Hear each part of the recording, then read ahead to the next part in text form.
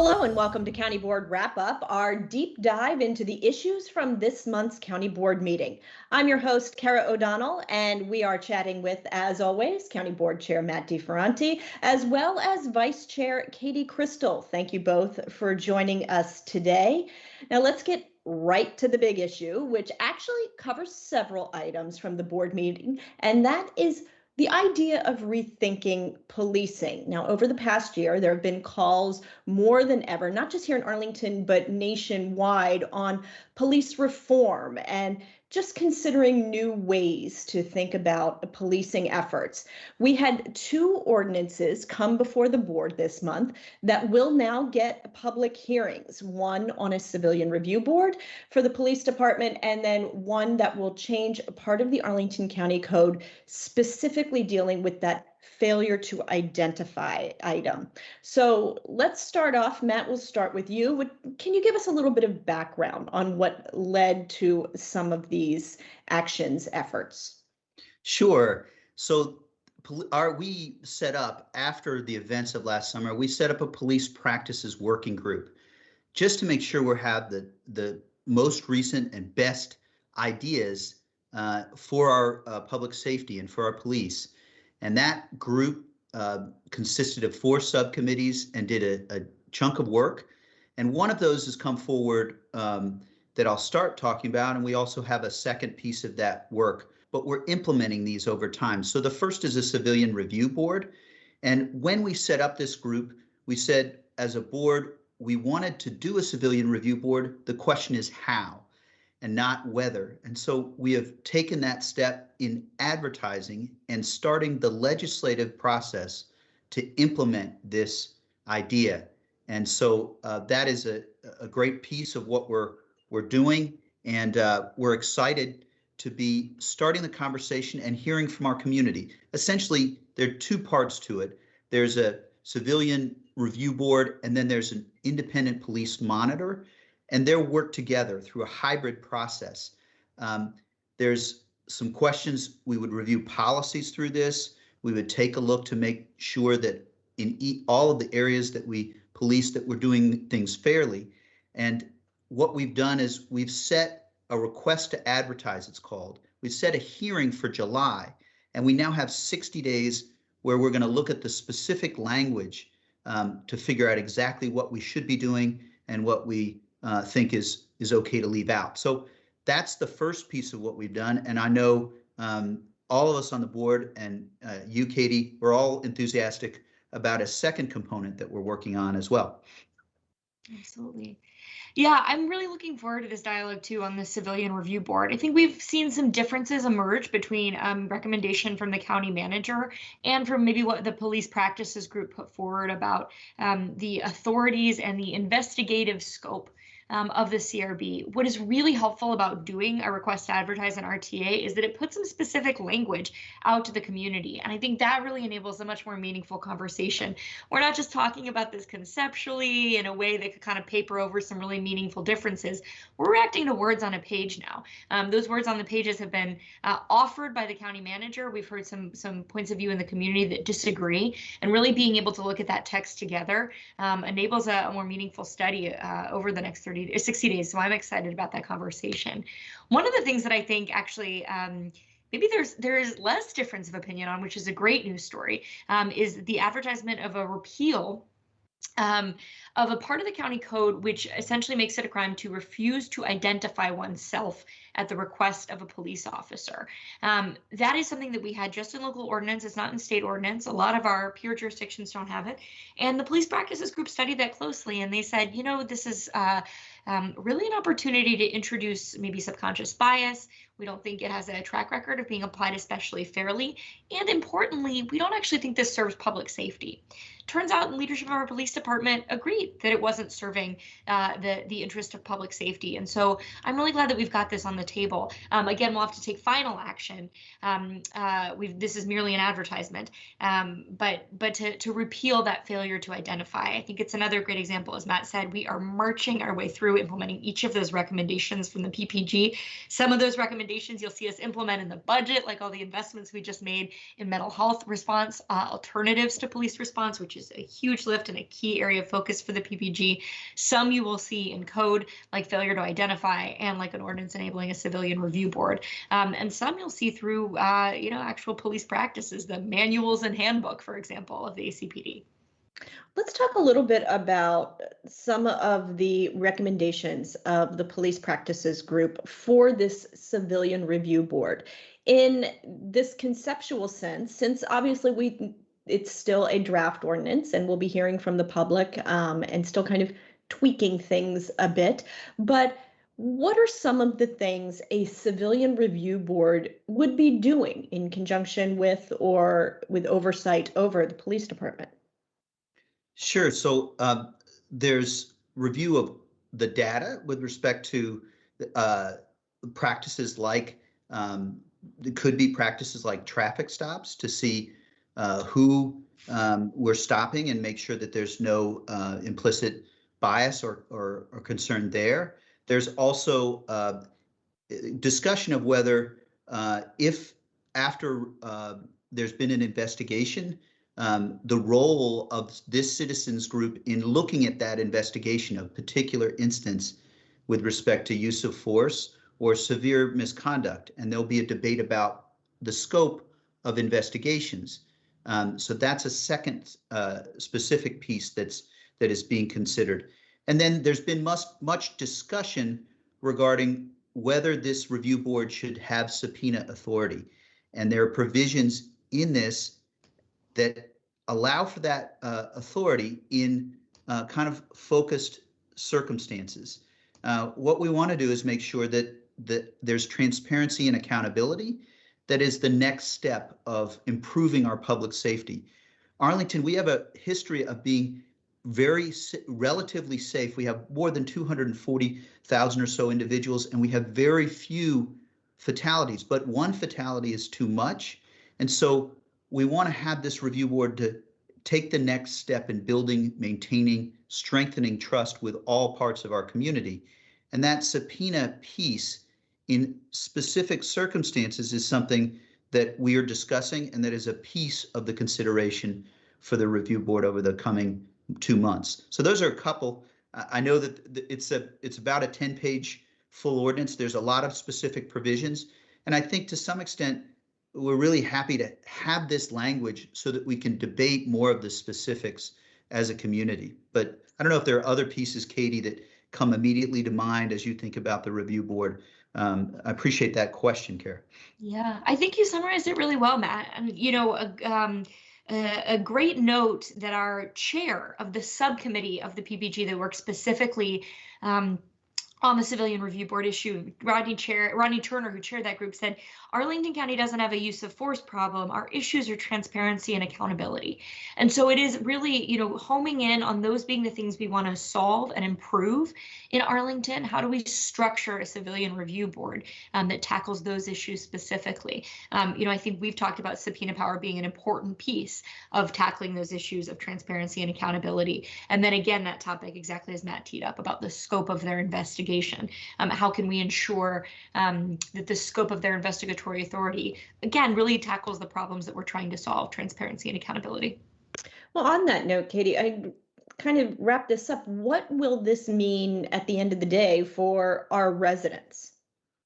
Absolutely. One of the big things we've talked about a lot is residents being able to approach a civilian review board when they have concerns, whether that is a concern, as Matt said, this group will do policy reviews. So whether they have a concern about policy or if it's an individual complaint. And then again, that kind of gets into the specifics, how that complaint will be handled. That's one of the things very much up for dialogue and discussion. But this is an entity that residents, we hope, will feel like can represent their concerns, can thoughtfully hear them. In the same way that people have brought their concerns to the county board. I think, for example, about the dialogues we had last summer. Are chokeholds legal in Arlington County, right? And so for us, I think we found a lot of value in being able to say they are not. Here are the places in our police manual, but really needing to surface that, and that they shouldn't be buried in a police manual somewhere that somebody has to go find on arlingtonva.us, right? Find the appropriate PDF and look it up. And so, I think having the Civilian Review Board and having the independent auditor monitor be able to do exactly that kind of work. We're getting good questions about policies. We're getting concerns about an individual incident, and we can be the front line to receive those complaints and help get answers. Okay, well, then kind of moving to a related topic in a way, the board also approved a donation from the Cummings Foundation that's going to help our law enforcement community. It's a move that will allow for new wellness services for law enforcement and public safety personnel. What are the details of this program, and how did this all come about? Absolutely. So this has been a time of immense stress for our law enforcement officers, both as they're trying to contend with and adjust to a new role for policing in the community, but also, I think, for example, we had officers downtown on January 6th with the insurrection at the Capitol. We saw a loss of officer life. I mean, this is a really challenging time for members of law enforcement, and so the kind of intensive and data-driven focus on their mental health and what their needs might be is something that really resonates with not only the need in Arlington County, but how I think Arlington County and the Arlington County Police Department has done its work. So we accepted a donation of services to do exactly that. The Cummings Foundation for Behavioral Health is a national group, and they are donating in-kind services to do a few different things, essentially conducting research, right? What are the needs for wellness and mental health within the Arlington County Police Department? What are our objectives? What do we hope for our officers and men and women in uniform? How do we design effective criteria and interventions? Developing that wellness program, deploying it, and evaluating it. So that kind of program monitoring is designed to really make sure that this is ultimately data driven. And the reason that's important is not only because we want to serve the Arlington County Police Department well, and by extension, the Arlington community well, but because we hope, and the Cummings Foundation hopes, that this program will become a template for public safety agencies, just like ACPD around the country. So it's exciting to have not only a recognition of these needs and an expert partner interested in meeting them, but the opportunity to really learn from that. And we hope be able to expand these services to others. Yeah, expanding to others and helping all of our officers, the officers that I listen to and engage with in Arlington are as outraged to a person as we are about the murder of George Floyd. And I want to humanize our officers. Think about every day, if you know that within a minute, you could be having to defuse a situation that has serious injury at stake or life at stake. And that anxiety, that constant difficulty is something we need to be aware of. And this is such an important, good effort and good donation to help us do that. One officer has been working on addressing homelessness, and helping one woman take his offer of help was keeping him up at night and worrying him. And so that's important. Another officer in the last year got hit by a brick, and he got a concussion, and working through that you can imagine if you were hit in the head by a brick, you're going to have concerns and some PTSD, likely, to be honest. So this is very important work, because we know we will be safest when our officers are centered and well and mentally healthy in all regards. And they are. This is just a tool to help us reinforce that. And that will help us stay safe and have our officers at their best in diffusing situations and keeping us all safe. Now, just to kind of wrap the whole thing up, all of these measures that we've just spoken about focus on best practices in policing in regards to the community. Now, what is the ultimate goal here with all of these efforts for Arlington County? Katie, I know we both share, I'd like to go from an average of 2 or 3 or 4 fatalities per year based on criminal assaults to zero. Every Arlingtonian matters. But in addition, there's so much else. We want everyone to be safe and feel safe. We've seen carjackings, a little flare in Crystal City. We know that every Arlington resident, when they feel safe on a daily and minute-to-minute basis, is happier and healthier. And so that is the effort, to go from a very good, and I would say, frankly, I distinguish Arlington's police force from even some of our surrounding neighbors. We have a history of a very good police force, but that doesn't mean we're perfect. And so going from very good to the next steps in excellence in 21st century policing is the overall goal of the PPG and the work we're doing. But I know that you're going to have other thoughts. We want everybody to be safe. So that's exactly right. We want everyone to feel safe. And I think we want to grapple with the fact that even though Arlington has historically experienced very low rates of crime, which is a testament to our police department, that doesn't mean everyone in Arlington feels safe. That we have a lot of Arlingtonians who feel that they have had traumatic experiences with the police, either here or in other environments that they then carry when they see a uniform here in Arlington. And that those are often the results of bias or systemic racism. And I think one of the things that I think about is I don't believe that our Arlington County Police Department experiences a unique problem with systemic racism. I believe all of county government, and indeed many of the structures within our society in Arlington County, have been shaped by systemic racism. And so I don't think that the police department should especially be the target of this work, but I don't think they should be exempt from the work either. And that's something I've shared with our officers. I am excited about the idea. This is incredibly hard. It is incredibly personal. It is sometimes hard to hear and synthesize and still stay constructive. And so I am empathetic to our officers who are struggling in that. But this is an opportunity to really rethink the way systemic racism has structured public safety in this nation's history, and Arlington is no exception, and to uproot and to think about how to apply an anti-racist lens to that. One of the biggest ways is to think about what are police doing that police don't have to be doing. And I think this is really an area where a lot of the advocates, even advocates who maybe champion the defund the police banner, right, which is not one we've taken up in Arlington, but actually would agree with our police department, which is that we have police doing a lot of things that could be better done by mental health professionals, community-based organizations, and I know we're moving next to our topic with Vision Zero, could be better done by things like traffic cameras or a built environment that slows cars down, right? Nationally, 2/3 of the experiences that residents or Americans have with the police are involving a traffic stop. Can we create better traffic systems? Spoiler alert, I believe we can, right? That reduce the need for someone to be pulled over by an officer in uniform to keep the public safety on our public streets. So I think there is safety, as Matt said, it is exactly the watchword, right? We want everyone to feel safe, and that means a low crime rate, and that also means for many of our residents alternatives to policing. Okay, well, thank you for the foreshadowing there for our next segment. As Katie mentioned, there were quite a few other issues that came before the board this month. We're going to take a look at some of those and get an update on COVID vaccinations when we come right back.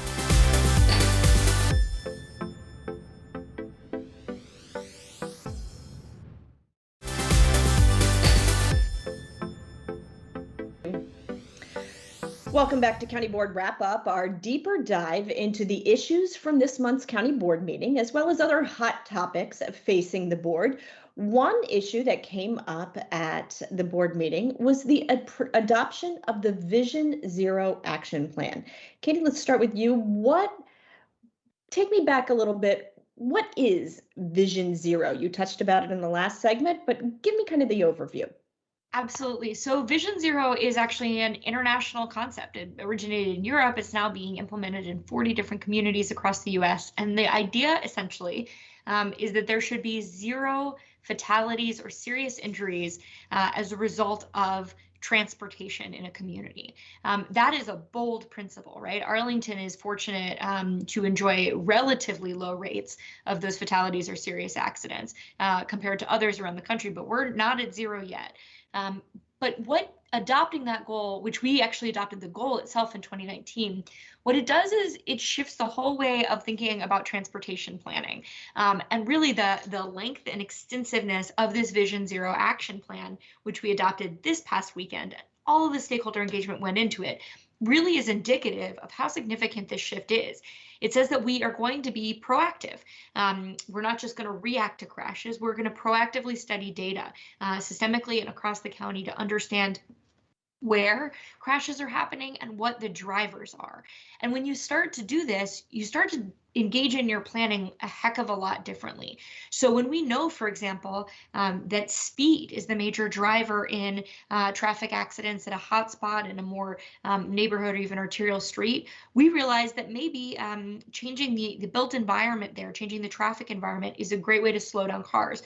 We know how to do that, right? Traffic calming measures, we call them, greater curb bump outs, different sometimes signal timing, etc. If we know that there are hotspots on highways, which by and large, the majority of serious accidents are taking places on highways controlled by the Virginia Department of Transportation rather than Arlington, we know that our task there is greater engagement with VDOT to put safety at the center. When we see incidents of intoxication, driver intoxication being the big driver of crashes in a given location, that tells us that this may be a police enforcement issue, right? To attach this to the prior conversation. So what's exciting about this kind of data-driven approach of Vision Zero is that it leads us to the different and right conclusions about how to intervene. And so we now have an action plan to do exactly that over the coming years. Tell me a little bit about some of the, highlights of that action plan. Well, sure. It's about 85, 90 pages, and it's a look in detail at the engagement process. We have to develop a different mindset about driving. Instead of being driven by the anxiety to get to every last meeting perfectly, we have to have a mentality that is thinking about safety and thinking about our families and our neighbors when we're driving. So there's a public engagement component of that. There's also a component which is capital investments. I think back to, Katie mentioned VDOT. There's a particular left turn along Route 50 that we're going to invest in over the coming years. That's preceded Vision Zero, but this report and analysis is going to help us drive expenditures in our capital infrastructure in ways that are going to prevent fatalities and injuries. And we have a map that's part of this that identifies, there's intoxication, which has been a concern kind of where I now live, northwest of the county, in particular, a couple of incidents there. And then there's also left turns on our corridors. That part of the plan talks about identifying the specific causes in specific places and investing strategically there. And so there's a lot in this plan. It's the start, and our capital improvement plan will include investments to help address this. But if we think, those who are a little older, like I'm getting now, will know that there was a time Mothers Against Drunk Driving changed the nation on safety.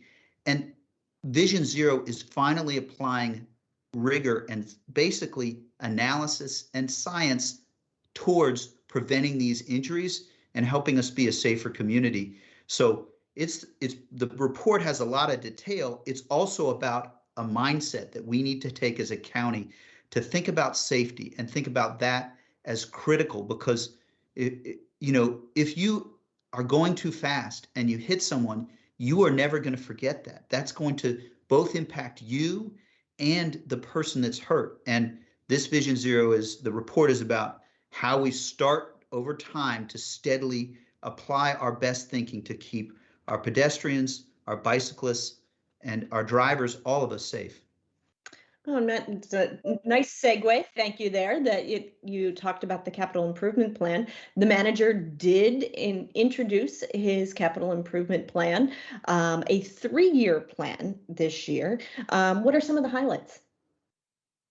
Well, so we're doing a 3-year focused piece of this. There's specifics on some investment in Bluemont Park There's some investment in our turf fields. The schools will have a component to this, but there are a couple of others that we'll talk about. But the big picture here is we're doing a 3-year plan to do the things that we have to do right now, and we'll resume our 10-year planning process next year. So we're going to have some, in all likelihood, some significant investments that will go to our community and our voters this fall. Stormwater also is a key piece of investments, is a key piece of this. But we're then going to come back to the longer term planning, because this year and this last 15 months have necessitated our significant focus, of course, on vaccines and our public health. So the CIP is what we have to do for these next year and the 2 years following, some planning.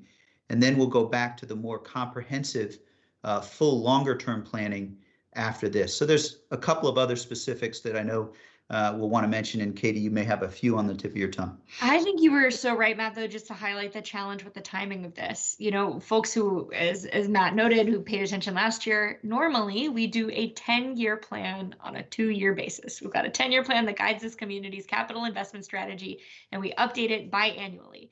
We have been thrown into chaos by COVID, especially when it comes to long-range economic forecasting, which is the bedrock on which a CIP is built. So when we have challenges, for example, about thinking, you know, we're still trying to figure out what the impact of COVID and work from home might mean for our commercial vacancy rate and what that might mean for our tax base, you know, how is that going to affect next year's operating budget? It becomes nearly impossible when there are so many question marks to forecast out to 10 years. Because importantly, the CIP draws on a lot of different funding sources, some state or federal funds. But one of the biggest things it draws on when we plan for these investments is the tax base. We sell bonds and then we finance repaying those bonds through debt service in the annual budget. And so if we don't even really have a great handle or crystal ball on what the annual budget is going to look like by fiscal 23, it is especially hard to try to figure out for fiscal 2032, right? Which would normally be sort of the time horizon we're planning for. I share all of that to say, I know the CIP is going to be disappointing to some folks. It's only 3 years, and that means it's not as inclusive as the many priorities that we would normally have on a 10-year basis. I've already heard from at least one person expressing a lot of disappointment that an important open space project in Roslyn that is a priority for us and for the Roslyn community is not included. So it's a bridge CIP. I think that's a great analogy that the manager has put in our heads, you know, from our usual 10-year process to our next 10-year process. We're going to have this kind of short bridge of a 3-year process. But I know that means, I think anyway, that the CIP process will be characterized not necessarily by kind of, you know, trading off different allocations within it, but really looking at how to lay down some markers, how we want to compete, for example, for new federal transportation funding, which we very much hope is coming, what we want to see in that next 10-year exercise with regard to open space. So I think about it as a chance to sort of surface and talk about some of these big issues, even if people can't point to a line item in the CIP the way in normal circumstances we would all want to be able to do. Right. So sit tight. We'll get to some of those longer term projects. We'll get to the other side of that bridge. Yes. Right. The other side of the bridge. Well, speaking of kind of long-term projects, the board also approved a site plan for Crystal Plaza 1 and the ongoing redevelopment in that area. Give me a few details about this project in particular. Well, this project was had a fairly extensive virtual planning process that preceded it, and it led to some changes in the project, and not just consensus, near unanimity in support of it. And so the project essentially takes a building that has that sort of 70s brutalism, frankly, in Crystal City, and replaces it with a new, much more energy efficient building, and provides resources also for transportation. There's a cut-through street that's part of our sector plan that's in this Crystal City, in this project. It's a significant additional number of residential units, and there's investments that come from it in affordable housing, both financial contribution and units. But this is helping to realize our plans. And importantly, I think perhaps the most important point This is transit-oriented development, which is so critical. And I'm a little bit stealing your point from the board meeting, Katie, because 700 plus units, it's an increase in the number of students.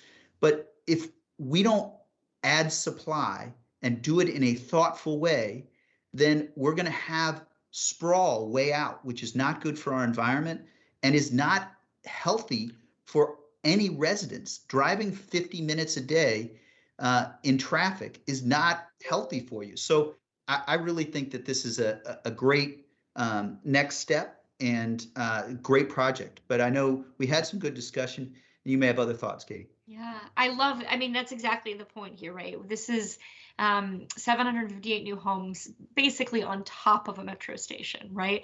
Just a few blocks from a new Virginia Railway Express station, or a reconfigured Virginia Railway Express station, which as the Transforming Rail in Virginia and Long Bridge project continues, will soon be able to offer in the coming years bi-directional service. So you could imagine living at this Crystal Plaza site and being able to get out to a job in Fredericksburg, for example, as well as those jobs in the downtown core. Someday, maybe with Mark run-through service, even a job in Maryland without a car, as Matt said. So this is a huge environmental win. The project is LEED Gold. We had some great conversations with our Environment and Energy Conservation Advisory Commission on some of the areas they'd like to see them go even further. Had some really interesting discussions, for example, about how to pursue electric-based HVAC systems and water systems, which is an area I think we all have a lot to learn and try to get on the bleeding edge of as the market advances. But exactly as Matt said, again, in addition to the actual energy utilization and footprint of the building, the opportunity to get people in a transit-oriented way, living near job centers where they don't need a single occupancy vehicle to commute. That's a huge win for the environment as well as for the folks who live there, and as well as the vibrancy and the shoppers for retailers in Crystal City, and employment base for our major Crystal City employers too. Okay, well, and of course, this month also brought significant changes in the COVID vaccine rollout here in Arlington. We'll get an update on that when we come right back.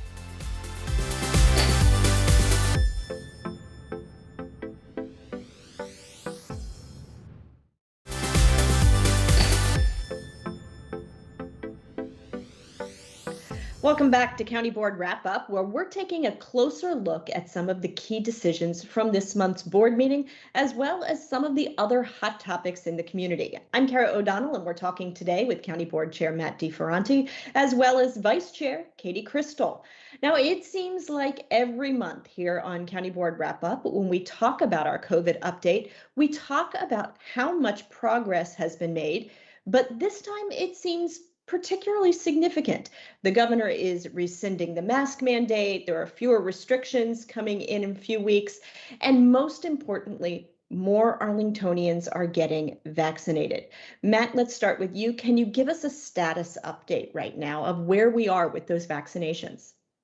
Sure. So it feels as though we have made a huge transition since last month. You can now sign up and get a dose tomorrow, in many cases even the same day. And so our supply is enough to help us towards that goal of we're getting fewer than 10 cases a day. Our test positivity rate is, last time I checked 4 days ago, 1.8% and falling. And so we're getting really close, I believe, to that point where we're far less at risk. But we still have a little work to do. By now we're above 60% of those who are eligible have gotten doses. And the number who are eligible has changed because we now are vaccinating those 12 to 15 and 12 to 17 as a whole, but 12 to 15 in particular. And we've had 3 days last week and 3 days coming up where we're really focusing on those 12 to 15-year-olds. So we're making huge progress, and above 60% of those eligible. And then we have the president's goal of 70% of adults by July 4th. We are getting there. And we just have seen such progress. It's to the community's credit because the community has wanted the vaccine at levels almost unseen in the country. And we're trying everything we can do. We're doing local vaccinations in the afternoons and evenings on weekdays. On Saturdays, we're going across the county to keep this work up and to finish this job, because we still know that for those who don't get vaccinated, there's risk. We had gone 2 weeks or so without a fatality, and we lost one person over the last few days. So the danger is still there, but the progress is real. And Arlington, to our credit and your credit, really has vaccination rates as high as any in the Commonwealth of Virginia. And that's both credit to our public health and to our community and all that we've been doing to try to help keep you safe. So lots of progress, but please, please, if you haven't gotten vaccinated, do it, because the science is very clear that this is in your health interests. So I'm pretty excited about this. That doesn't mean it's done, but I know, Katie, all of us have been really focused on this over this last 5 months at least. It is extraordinary to be in a position as well where we're able to be now trying to find the arms to put shots in instead of the doses to put in arms. It's a wonderful moment at this phase, and it makes things not only, of course, so much easier for those individuals who are seeking to get vaccines now. The sign up process is so much less unwieldy, right? In many cases, we do have these walk-in clinics available, which they can always find by going to arlingtonva.us, putting vaccination in the search bar, and finding the list of clinics, including walk-ins, are scheduled available.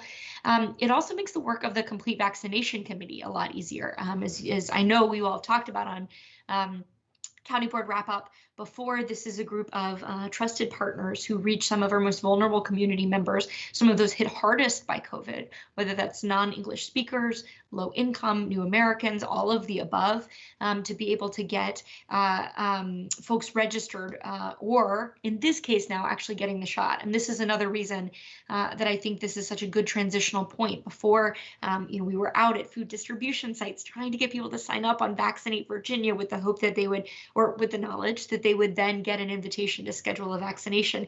That's a lot of points in the process, right, where something could go wrong, where we could lose someone who has a lot of other demands on their time.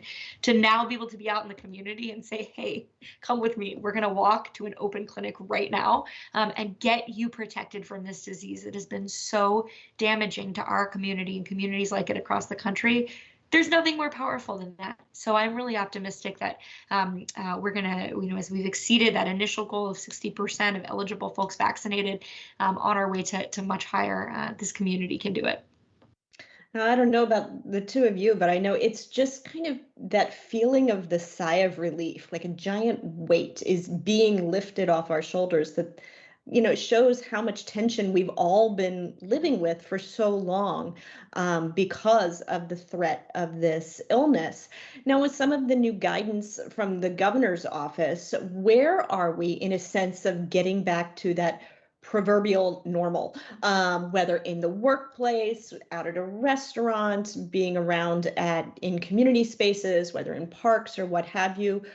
Give me a sense of where we are there here in Arlington. Well, I know we'll both have thoughts on this. We're both eager. I can tell you this past week, I went to lunch and it felt like a normal lunch with a resident, and that was fantastic. So the governor's already taken some steps, and there'll be some additional changes that are currently slated for the 28th of May. And that is sort of a watershed on social distancing and masks. We're all getting used to it. I see some people outside who might not need a mask under the president's new guidelines because they're in an open space, but we all are trying to be so responsible that they're erring on the side of being careful, which I think is the right place, and err on the side of wearing a mask, but also know that we are so close. After the 28th, and as we get into the month of June, I fully anticipate that the board will be back in session in person in June. And that's just an indicator that things are opening up and we're safe again. And so we're very nearly there, and just ask folks to keep being safe. And really over the coming week or weeks, we'll get to further safety And I'm hoping that this long state of emergency declared by the governor will be able to be ended at some point in the coming 3-6 weeks or so. But I know getting back to normal, everything is sweeter now because we took for granted just going to lunch a year and a half ago. So I know, Katie, you've been very excited about this. All of us are, and I'm sure you'll have additional thoughts on the transition that we're going through. Absolutely. And I know there's a lot of interest in transitions in county services. I was just speaking with a resident on Monday night, really eager to see the libraries throw their doors back open.